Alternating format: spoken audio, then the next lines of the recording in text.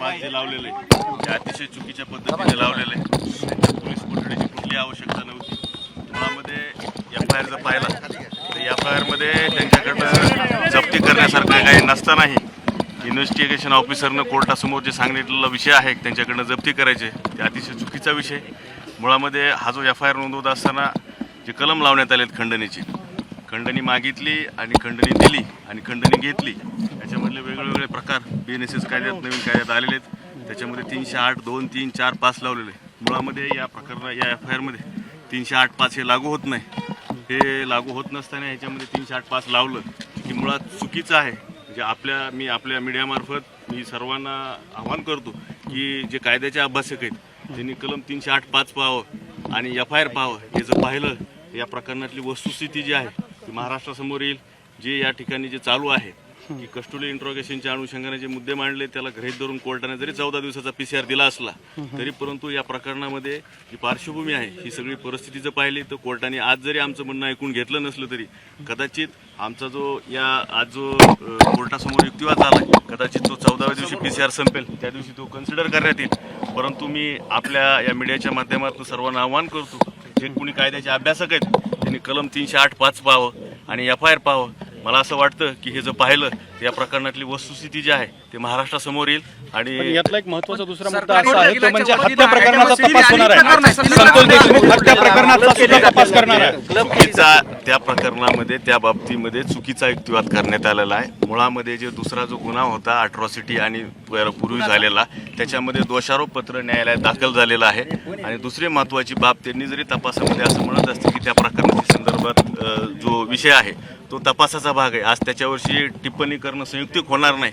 परंतु आज प्रथमदर्शनी जो खंडणीचा FIR आहे त्यामध्येच त्यांना कोर्टामध्ये हजर केलं आणि त्याच्यामध्ये ती PCR मागितली, त्यांना 14 दिवसाची PCR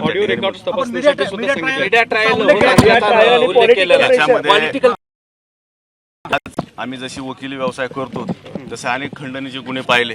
परंतु महाराष्ट्रामध्ये मी पाहिलेलं माझ्या वयातलं म्हणजे मी 2006 पासून वकिली करतो ते आज 2024 आहे। आजपर्यंत कित्येक खंडणीचे गुन्ह्याची प्रकरणाची हाताळणी केली। परंतु या ठिकाणी मला सांगायचं मीडिया ट्रायलच्या म्हणजे मीडिया ट्रायल जे आहे की 14 दिवसाची सुद्धा कोर्ट पोलीस कस्टडी देतं। कारण प्रकरण जर पाहिलं तर ज्या गुन्ह्याला 10 वर्षापर्यंत शिक्षा आहे ते पण 308, 5 चुकीचं लावलेलं आहे। ते जर लावलं नसतं तर सर्वोच्च न्यायालयाच्या आदेशाप्रमाणे 7 वर्षे शिक्षातल्या नोटीसवर त्यांना सोडावं लागलं असतं। अशी परिस्थिती असताना केवळ मीडियाने प्रकरण उचलून धरल्यामुळं या प्रकरणामध्ये जे आहे ते जीव आलेला आहे। Otherwise other than Walmik Karad जर कुणी असता तर याच्यामध्ये अटकपूर्व जामीन सुद्धा झाली असते। राजकीय दबावाचा मुद्दा सुद्धा मांडताय नाही, याच्यामध्ये काय पॉलिटिकल प्रेशर राजकीय याच्याबद्दल मला मत व्यक्त करता येणार नाही। परंतु जे काय दिसतं टीव्हीला सकाळीला उठल्याच्या नंतर बातम्या ते संध्याकाळपर्यंत ते जर पाहिलं तर निश्चितच खंत वाटते।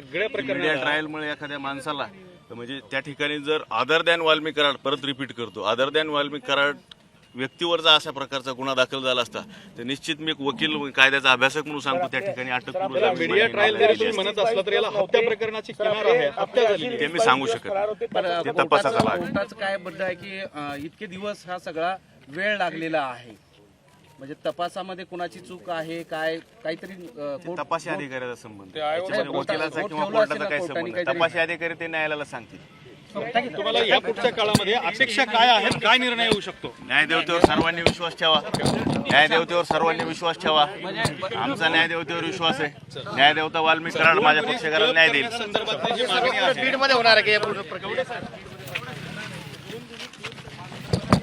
सांगू शकत ते मी सांगू ते तपासी अधिकाऱ्याचा भाग आहे, त्याच्याबद्दल मी कुठलंही मत व्यक्त करू शकत नाही। आज फक्त खंडणीच्या गुन्ह्याच्या संदर्भात इथं आणलं होतं आणि त्या संदर्भात कुठल्याही न्यायालयामध्ये युक्तिवाद झालेला नाही।